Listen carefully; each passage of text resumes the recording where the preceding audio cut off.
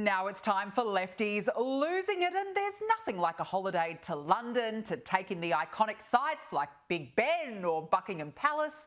But the Mayor of London, Sadiq Khan, has other ideas. He wants to give Donald Trump a private tour of sorts of some of the city's other big attractions. Come to London and let me show him around our wonderfully diverse communities.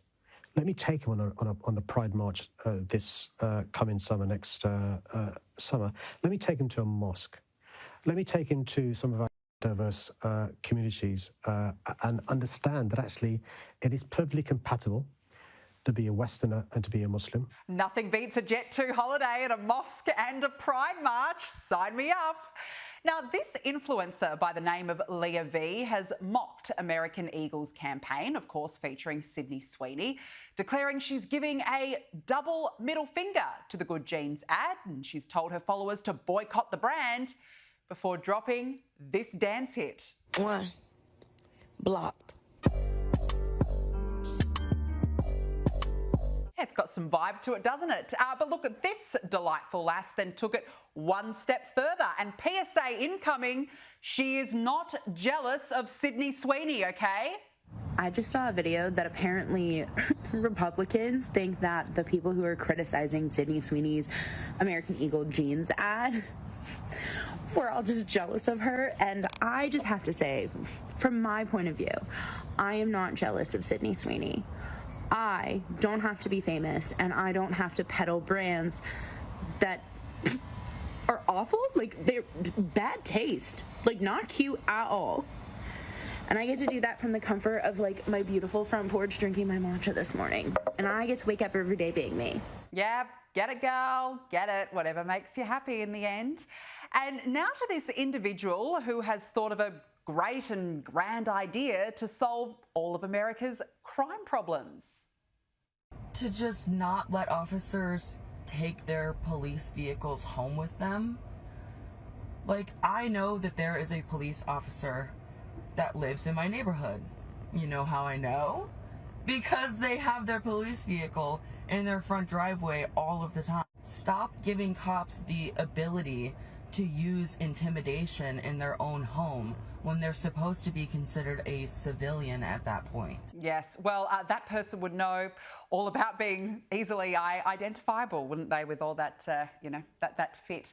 And look, now to some Trump derangement syndrome on steroids. And gee, I've got to say, it is so hard being a woman these days, ladies. I could make a compilation of the entitled men that have been approaching me all year, and Trump is making it worse. He's making it worse. All of these men together are making it worse. It is unenjoyable to be a woman. It is unenjoyable to look so liberal. It is like, why do I have to change the way that I appear so that you don't harass me? So that I stop getting asked to leave places that I am entitled to be in. Constantly. It's like the beginning of The Handmaid's Tale. It's just so difficult.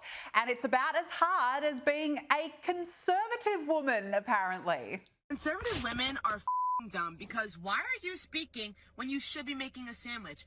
Why am I hearing that you have a podcast when you should be making dinner?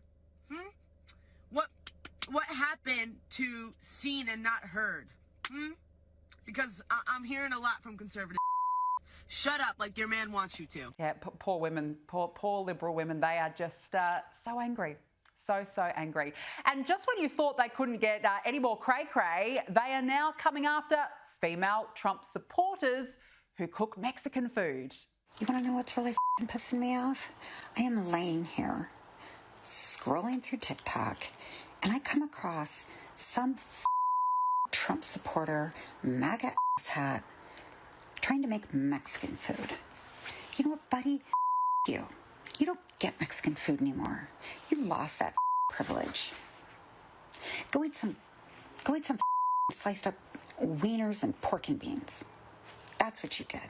Oh no, not the wieners and pork and beans. Anything but that iconic trio. And now to this guy who is not angry at all. I believe you are inferior. I believe you are less than. I truly believe it. Yes, you deserve rights. You deserve the same rights as me. You deserve food, water, shelter, all that. But you and I are not on the same level. You support Donald Trump. Don't speak ever again, bro. Don't stop speaking. No one gives a about your opinion. You have the intellectual capabilities of a worm. You are less than! Oh dear. And did anyone else notice the SpongeBob t-shirt? That's all I could focus on. Absolutely kills me.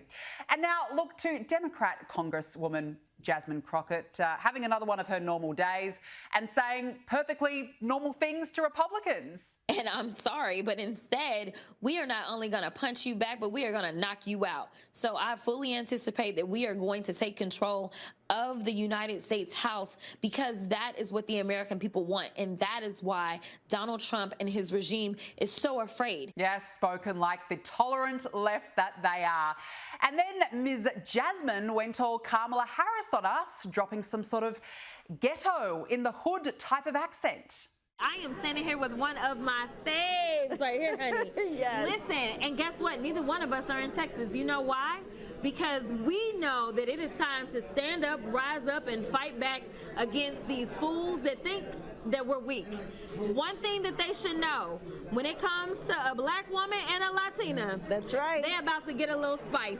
Joining me now is filmmaker and commentator Ami Horowitz. Ami, good to catch up. Thank you so much for joining me. Look, it seems the Liberal media is dying a slow and painful death. Obviously, there's Stephen Colbert's axing, The View's on hiatus, and now the Howard Stern show on Sirius XM is set to be cancelled after 20 years. Here was part of an interview he did with Joe Biden last year, touted as one of the most cringeworthy interviews in American history. Have a look. We're lucky to have you in the Oval Office and serving as the father of the country, because if you're a good father to your family, which you are, I know you'd be a good father to the country. And I want to thank you for providing a calming influence, an organized administration post-COVID, getting that vaccine out, getting NATO, getting us to feel comfortable, standing up to Putin. Biden didn't even know what was going on there. And here is Donald Trump reacting to the news about the show.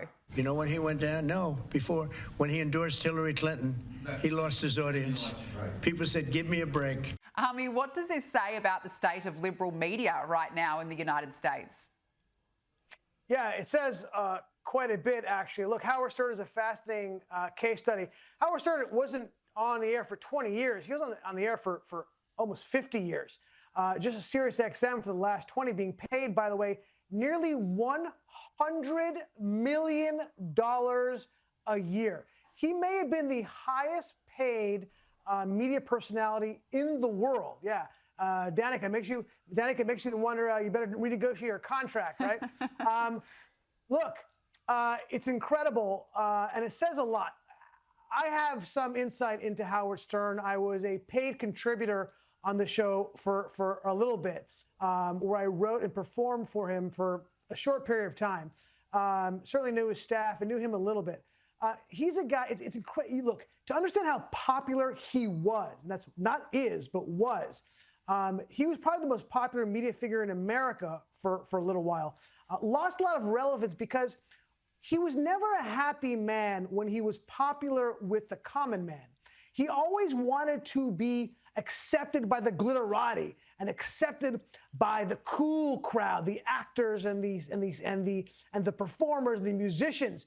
And he traded in that regular man popularity, because he was right of center probably on most things, to go to the left. In some cases, the hard left. He pandered to the Democratic Party over and over again. And he spoke so poorly of people who were conservative, but also he made fun constantly of people who believed in God.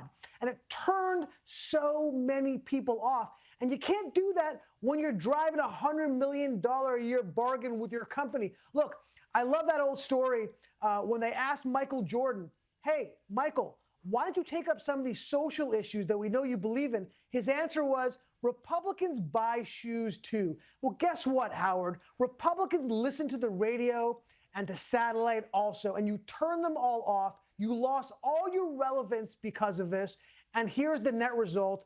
You're out of business. Yeah, spot on. You're out of business, and gee, $100 million a year. But, you know, it's good to see that the liberal media are finally petering out. Perhaps some common sense is finally being obtained. Now, look, Apple is investing an additional $100 billion in the United States to buy more components from local suppliers and avoid the president's threat of tariffs on iPhones. Here was Trump earlier. Today, Apple is announcing that it will invest $600 billion, that's with a B, in the United States over the next 4 years. That's $100 billion more than they were originally going to invest. Yeah, at the same time, Trump has announced a 100% tariff on chips and semiconductors built outside of the States. Gee, this is a massive investment by Apple, huge for the US. What do you put it down to? Look, you put it down to Trump forcing their hand for sure. But Danica, look, you might be surprised. I might take a somewhat different or more nuanced view to it, to be honest. You know, recently I was watching a new Superman movie, and I was sitting on one of those fancy new chairs where they recline back, and my phone slipped out of my pocket, unbeknownst to me. And when I reclined, the chair crushed my phone. And instead of that being what it was, an $850 mistake, it would be an $1,100 mistake or more if we're forcing manufacturers the phone manufacturers to manufacture their chips here, because costs are going to go up significantly. And by the way, it's not just all those posh, bougie users of iPhones, but actually it's going to be more problematic for people who use the mid-range phones, i.e. the middle class, because while that $200 difference is only a much smaller percentage of an iPhone, it's a much larger percentage of a mid-range phone. And in the high-cost world that we live in, the high-inflation world that we live in, and make no mistake about it, inflation under Trump, because of Trump, has slowed down, but it's only slowed down. The prices have been locked in. We're just building at a slower rate from the Biden administration rise in prices. And so that's a problem. Look, there's also technical issues. The Chinese, the Taiwanese, the Asians in general have had a generation of creating supply chain efficiency, way more efficient than anything we have remotely here, because we haven't done it. It's not a spigot you can turn on and off. You can't just snap your fingers and say, let's all build the chips here in the US. We don't have the infrastructure for it. Like you said, it's hundreds of billions of investment. And by the way, the increase in the price I'm talking about is not the infrastructure investment. That's just the labor cost. Labor costs in Taiwan, which is more than China, is less than half of what it costs to do chip manufacturing here. Look, that's kind of what the problem is that we have to deal with. And also, look, we've tried building chip foundries here in the US before. It hasn't worked for all the reasons I specified before. And frankly, look, I'm not saying it can't work, but you need lead time, right? Once you slap on those tariffs, those prices are going to rocket up because you can't just switch the manufacturing here. And also, by the way, last point on this, all the money with chips is in chip design, which is here, not chip manufacturing. Chip manufacturing is more of a commodity. Look, it's very technical, and we don't have that expertise, but the real profit margins in chip design, and we do that here anyways. Yeah, look, I think you raised some really, really valid points there, and I do agree probably that Donald Trump has forced the hand of Apple on this issue. Absolutely, it totally makes sense. Now, look, Trump is set to meet in person with Russian President Vladimir Putin as soon as next week and then have a possible peace summit with Putin and the Ukrainian president. This is what Trump said. There's a very good chance that we could be ending the round, ending the end of that road. That road was long and continues to be long, but there's a good chance that there will be a meeting very soon. Look, it seems as though there's been some progress being made here. How instrumental do you think Donald Trump has been in this process? Absolutely vital. And I think there probably will be a peace agreement between Ukraine and Russia, and it's going to be because of Donald Trump. But make no mistake about it, Danica, Trump is not going to win a Nobel Peace Prize. How do I know it? Because he created peace with far more implacable enemies for a far longer period of time, the Israelis and the Gulf states. Yeah, nary a vote he did for the Peace Prize then, so don't think he's going to win it going forward. Look, he's built credibility with both sides, right, in the Trump style, right, that we oftentimes actually criticized. Turns out he knew better. Remember, when he built credibility with Putin when he threw out Zelensky and talked tough with Zelensky, threw him out of the Oval Office. Remember that? I think that's what we're showing on the screen right now. And vice versa, built credibility with Zelensky with his very talk of Russia now going forward and the threatening he did of Russia if they didn't comply. And frankly, look, I've been critical of the tariffs. I'll tell you this, the fact that he's using tariffs to wield them against the behaviors of countries he doesn't like, that's something Russia is paying attention to for sure. It also helped that he bombed the hell out of Iran. Look, Trump has taken the adage of Theodore Roosevelt, walk softly and carry a big stick, and changed it a little bit, which is carry a big stick and stomp and yell and scream all around, okay? He doesn't walk softly ever. And I think it's actually helped. So yeah, look, the only shame in this whole thing, Danica, is that we're going to get to a peace deal, which we could have got. We knew what this was going to look like from the beginning. Okay, Russia is going to keep certain parts of the Russian part of eastern Ukraine, Donetsk and Crimea, and obviously there'll be security guarantees for Ukraine. We could have had this hundreds of thousands of deaths ago. It's a shame that it couldn't be done, certainly under Biden, and hopefully it'll happen under sooner rather than later under Trump. Yeah, I mean, Biden couldn't do anything, let's be honest, but I do agree. Let's just hope that Donald Trump does make it happen. And as you said, all systems are certainly heading in that direction right now. We can only pray for peace, that's for sure. Now, Army, a new poll has found Elon Musk is the most hated public figure among a list of prominent American and global personalities. That's according to a Gallup survey of Americans on their views of 14 powerful public figures. So as you can see there, Elon Musk is the #1 hated, followed by Israeli PM Benjamin Netanyahu, Marco Rubio, and then Donald Trump. What do you make of this, Army? Elon Musk, why? Look, it makes a little bit of sense, only because clearly he's hated by the entire left, and he's also hated on the hard right MAGA base as well, right? So yeah, those numbers kind of make sense, but look, it doesn't make sense because he really might be one of the most accomplished human beings who have ever lived on this planet. Danica, he didn't just create 3 businesses. He created 3 industries, and not just any industry: electronic payment, electric cars, private space travel. Those are the industries that he built. It's unbelievable. Look, I think what's even more interesting in those numbers was that, and scary, was that the #3 most popular was Bernie Sanders at nearly 50%, right? Bernie Sanders, and what that shows me is this, is that he has the Bernie Sanders philosophy, the radicalism of Comrade Bernie. Because of that number, that's the entire Democratic base. The entire Democratic base looks upon him favorably because they like his philosophy. And by the way, it's not enough to make up that 50% of the Democratic base. That also means he's got some of these hard right horseshoe theory right-wingers who have moved to the left because of the horseshoe theory of politics. He's got some of them also. Also, I think was interesting was that Joe Biden was 2% ahead of Donald Trump. I guess that makes sense because we always speak fondly of the nearly departed. Yeah, that is a very good point. And you're right. I mean, Elon Musk is a self-made billionaire. Good on him, I say. I think people have got a problem. Maybe they're just a bit jealous as well.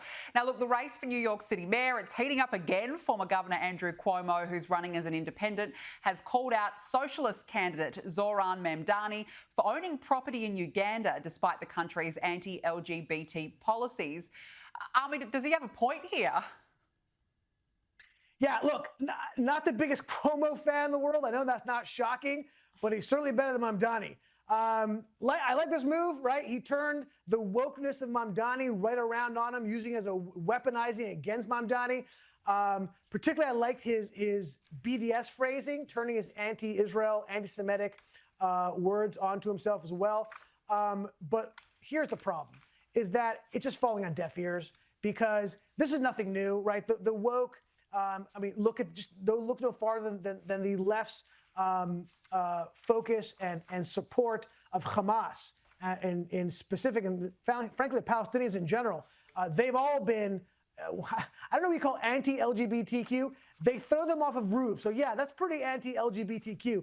But we've been pushing that line forever against the woke, and that hasn't made a difference. They still support the Palestinians because ultimately what they are most loyal not to their supposed beliefs of love for one another and openness for one another, but rather their belief in straight up equality and Marxism. So they support the Palestinians because they see them as the oppressor-oppressed matrix. That's really the bigger problem there. Yeah. I don't think it's going to have much of an effect. No, look, fair enough, but yeah, it's heating up, isn't it? Now, look, Army, I absolutely love this next story. Dean Cain, who starred as the Man of Steel in the series Lois and Clark, The New Adventures of Superman back in the 80s, has announced that he's joining ICE to support the illegal immigration crackdown. Here's his announcement. For those who don't know, I am a sworn law enforcement officer as well as being a filmmaker. I felt it was important to join with our first responders to help secure the safety of all Americans, not just talk about it. So I joined up. Army, a little bit of life imitating art. Oh, look at that hair that Dean Cain is still rocking. Unbelievable. That's the real Superman that he's, right?